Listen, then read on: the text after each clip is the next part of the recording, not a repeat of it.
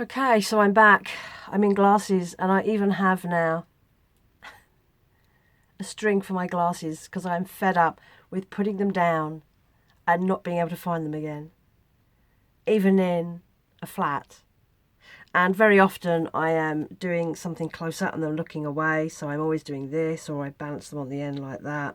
So I can now just drop them off and it just makes life so much easier. Small things, hey? So I am back. I was away for a week and my parents were dutifully saving jars for me. I have 10 jars that I have brought home. They're smaller jars mostly. I've got some slightly bigger ones there, this style, and I have a couple of these which are nice shapes on them. And so I'm going to be turning all of these into pincushion jars over probably the next week. Depends how busy I am. I have other jobs as well that I need to do. So I'm going to get stuck into that. Another thing I brought back, which is going to be very useful for this, is... So here's a story. My parents came back from their cruise in August. My dad is almost 80. I wouldn't say he's an old-fashioned dresser at all, but he likes to wear a collared shirt with cuffs every day. And so he took a load of, and he's been building up a nice collection of shirts over the years. He's very picky. He knows exactly what he likes and he won't compromise. So he built up this nice selection of shirts over the years. And so they went on their cruise and he took a selection of shirts and they came back. And my mum doesn't like ironing anymore and shirts are the worst. So they'd send them to the dry cleaners. So he took them down to the dry cleaners and he goes back to pick them up and there were, I think given them 12 shirts to do and they've destroyed some of them. They came back covered in oil, absolutely destroyed. Now annoyingly, although my dad says he was going to complain, he didn't, so they've got away with it, which really riled me. If you don't complain about bad service will never change. So anyway, so he's come back. A few of the shirts weren't too bad and he's kept them because they're just tiny marks, but some of them he can't wear again. So I said to him, keep a hold of the shirts and let me have a look at them.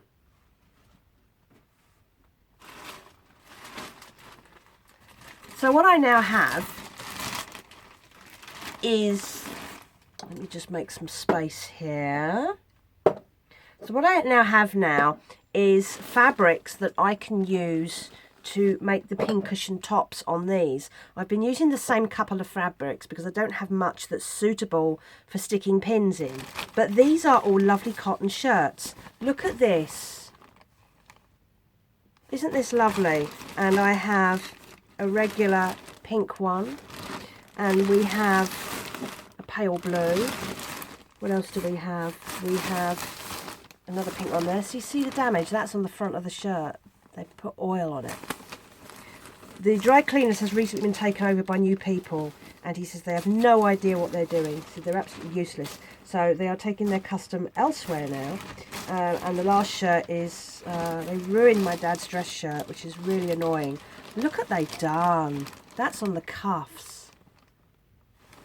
Absolute idiots. Anyway, I was really annoyed about it and they hadn't complained. So I went on to Google Maps, found the dry cleaners myself and put in a bad review for them on Google because you have to call out people.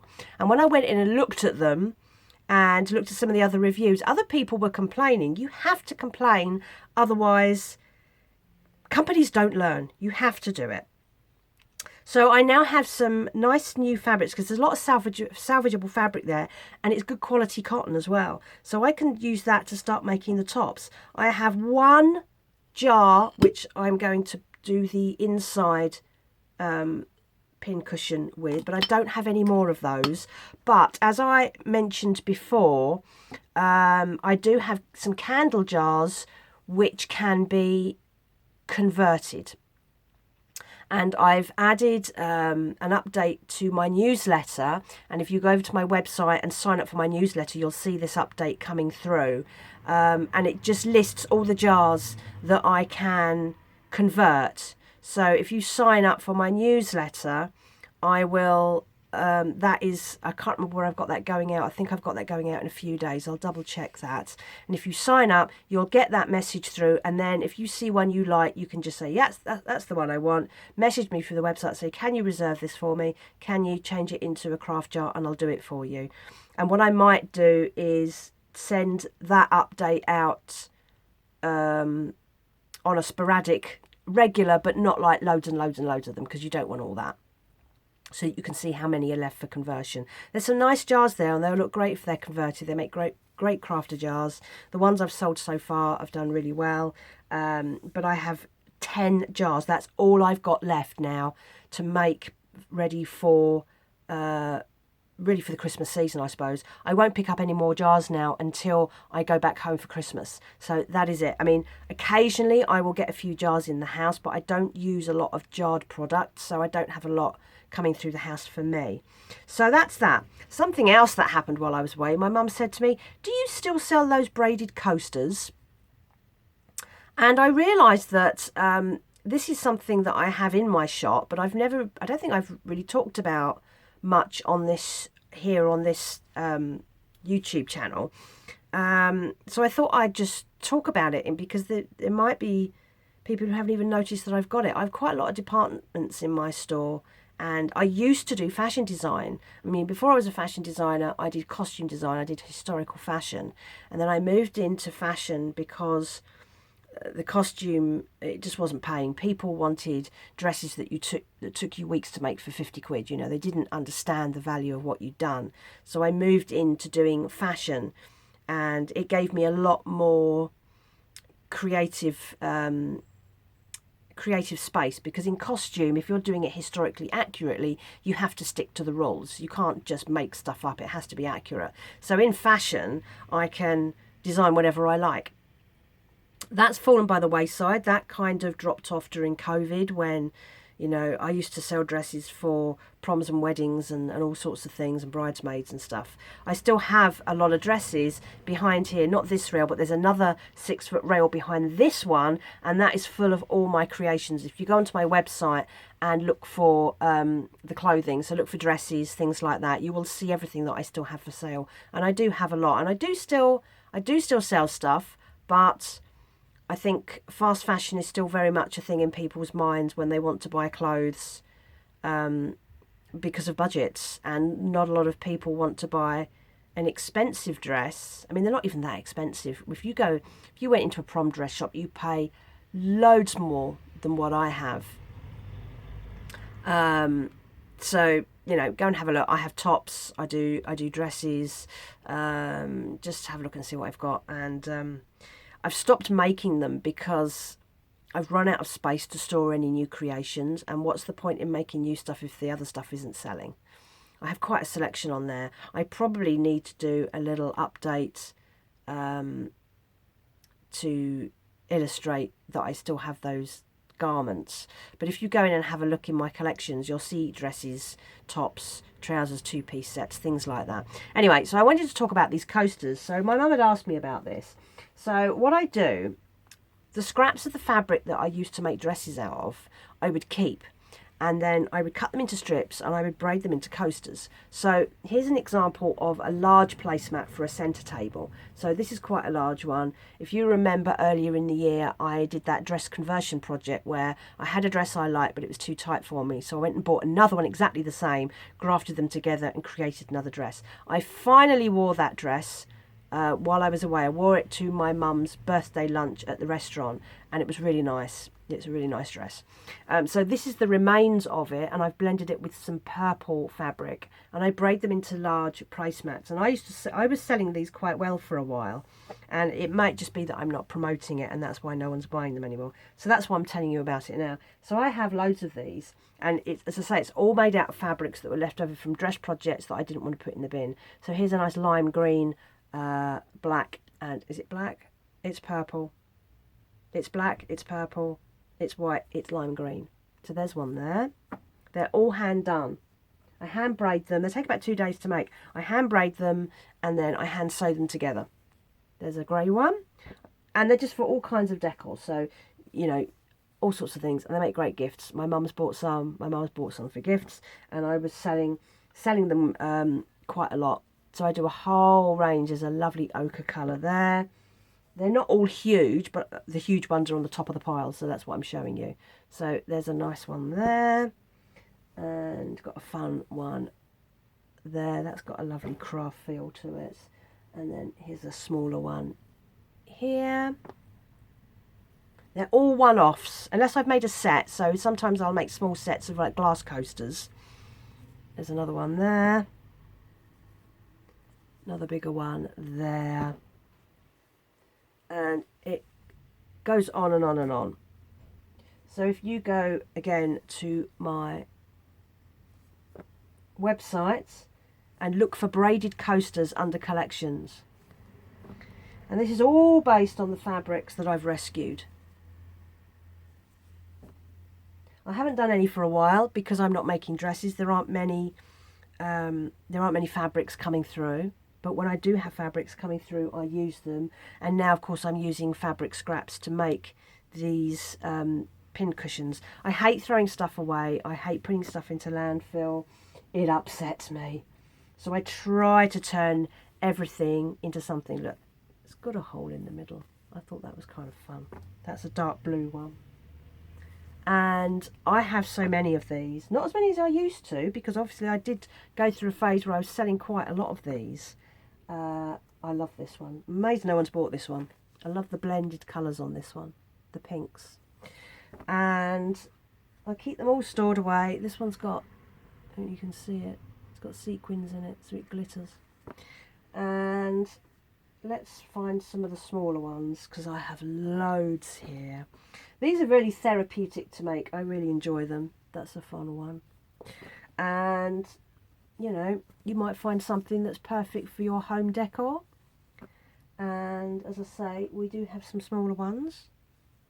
That's a fun little Christmassy one. And you could put a vase on it. If you've got a nice centre table and you don't want to scratch your table, pop a vase on, put your Christmas decoration centrepiece on. Let's find some smaller ones that I have as sets. Here's a set. The sets are often 3s and 4s, depending again on how much I have. There are more of these, I just can't find them at the bottom. So these little red ones with silver in them. And again, those lovely yellow ones. There's 5 here, there's a set of 5 here. And these are lovely. You put your glasses on. Lovely colour. So I have loads of those, so go and have a look at those as well. Because it might be that people haven't noticed them, because if you're seeing me making a lot of jars, you might think jars is all I do. Jars, the decorated jars are something I started at the beginning of the year. I started looking into it over Christmas, and then I started making when I got back after Christmas, because I was struggling to make any money at the business. You know, I had started just working. You know, I have other jobs and I earn money in other ways because this business does not support me. So it went from being a business that was partially supporting me quite well to being basically another side hustle, a hobby. And I'm trying to rebuild it. The jars and things are an addition, because the premise of my business is upcycle, recycle and reuse. So it fits the bill in that respect, because I reuse the jars that would have gone in the bin. I create things that are useful, homewares and things like that, like with the coasters as well. So it fits the ethos of my business, the ethics of my business, which is like all the dresses were made out of fabrics. This is one fabric shop that I would go to in Manchester, and it does something called a kilo sale. So it has an area where all the bits that are left over unsold, and it could be small bits, it could be really big bits, and they put them all into these cages, and you can pick out what you want, and you can you can buy the whole piece, or you can buy a piece of a piece. And I would go in there every so often and buy a selection, and I could spend about £80, and I'd done that before, and I would have enough fabrics to last me an entire year of projects. And I make these very long dresses, like good for alternative brides who don't want to get married in white. So there's lovely red ones and all sorts of colours, and good for like evening wear. I mean, I would think if you bought a dress like that you'd wear it more than once. I don't know how people do it. I would have one best dress and then just wear it to everything if I'd spent, you know, £150 on a dress, which isn't actually that much actually for a really high-end event you're going to.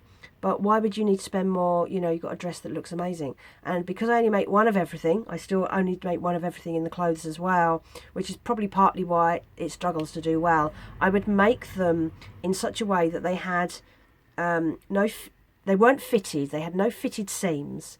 They were designed to be free flowing, but they were also designed to fit your natural waistline. So I would make like a column dress in a fitting that would fit, say, a 16 or an 18, but because of the way the dress would drape, and I'll put some pictures here to show you, with the belt which would fit a natural waistline to fit you, it meant that it wouldn't matter the shape of your body, it would still fit you. So I would often make my dresses designed to fit, say, a 12 to a 16 or an 18 in one go. And sometimes I would make, it would depend on the fabric. Sometimes I would only have enough fabric to make a dress that would fit up to, say, a 14. But it might be that I had enough to make, say, 2 dresses. So one for a smaller fit and one for a larger fit. It would really depend on what I had. And again, it was always based on, well, what can I get and what can I use it with? So that's how I was doing the clothing, and I really enjoyed designing like that. I like designing with that free flow design feel, that you're not restricted to seam lines and things, and the fabrics I use are designed to drape in a very specific way. It's like Grecian dresses, Roman style dresses with lovely swagged front and back necklines, which are much more forgiving. And then I would make the belts were in the similar style to this. I would braid them so that you had this kind of real nice Grecian, almost like a toga feel to it, but they were more formal than that. So some of them would have drop backs on them, and I could alter them as well. So I'd make them extra long, because very often I had the fabric, and then if someone bought it and said, can you rehem this to suit X, Y, Z, I would do that for them, and that always worked really well as well. So I was having great fun with that up until COVID, and then everything just fell off the face of the earth, really. It was really difficult. And of course now a lot of my dresses sold overseas. So they would sell into Europe and into the USA. Can't sell anywhere like that anymore. So I'm completely reassured now. I am set up to sell to countries that don't have ridiculous tariffs and don't have packaging rules and all that sort of thing, and don't follow the GPSR rules. But there's only a few countries left in Europe which aren't part of that, which aren't part of Europe. And I can sell overseas to, say, Australia and New Zealand, etc. But the postage costs are really prohibitive. They really are. So I am totally reassured. So in terms of selling nice evening dresses and stuff, it's UK or nothing. So that's the challenges that I face, and that's why I've ended up graduating towards smaller things which are fit lower budget, are easier to make, are easier to store, are easier for me to get the materials for, like the jars. I have several people saving me jars and things, and it kind of works. So I'm just constantly testing new things and seeing what might work. And a lot of that is about how you sell it. I am lousy at marketing. I hate social media, but I love YouTube. So that has become my go-to, because I enjoy making these videos, and I've realised that that is where everybody actually is. If you look at the analytics for my channel, nearly all my traffic comes from YouTube, and I'm happy to do that because there's a great, customer base. There's a great viewing base here. And when you're doing stuff like I do, like a small handmade business, you attract a very specific audience as well. People who are interested in that, interested in purchasing, interested in finding out how it works, other crafters, all that sort of thing. So that's where we are. That's my little beginning of October update. It's the 3rd of October today. And I am now going to crack on with these. When these jars are done, I might do them in a couple of batches. I might do them all at once. Depends how productive I feel. I will also be sending out a heads up via my newsletter Again, sign up for it if you want to get an email as soon as these go live online, because I know that people are waiting for different designs.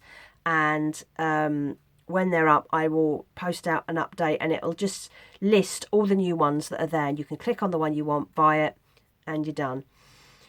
Because they will go fast. I mean, when I put up the previous ones, particularly the ones that were this sort of size, they sold really fast. I have a few still up. There are a few designs that I thought would be really nice, and people just don't like them. No accounting for taste, I guess it's the way it is. You just need one person to like that design, because I only make one of everything. So it's not a great loss. It's not like I made 300 in one pattern and nobody liked it. So that's that. That's my update. So I'm going to get cracking now, and let's get making pincushion crafter jars. Yeah, do sign up for the newsletter if you want to know when these come out. My newsletter, normally, you can just sign up just to get your jars and then unsign up. It's easy to unsubscribe. I only send out one update a month at the beginning of the month, just giving a little hello to remind you that I'm still alive. And I will only send out other updates when I think it's important. So the one about converting the candle jars into crafter jars, and then there'll be the one about this. And I will always send out the ones where, look, I've got new products in, because I've got quite a big website. It doesn't have any way of updating you apart from me manually telling you when I have new things in store. So I think doing it via the newsletter is the best way to do it, and then you'll get the email straight into your inbox. New products have arrived, blah blah blah, etc. So that's my update. Thank you for watching, and I'm going to get cracking on a Friday. Going to get to work, and let's get some of these jars. One more thing I need to say.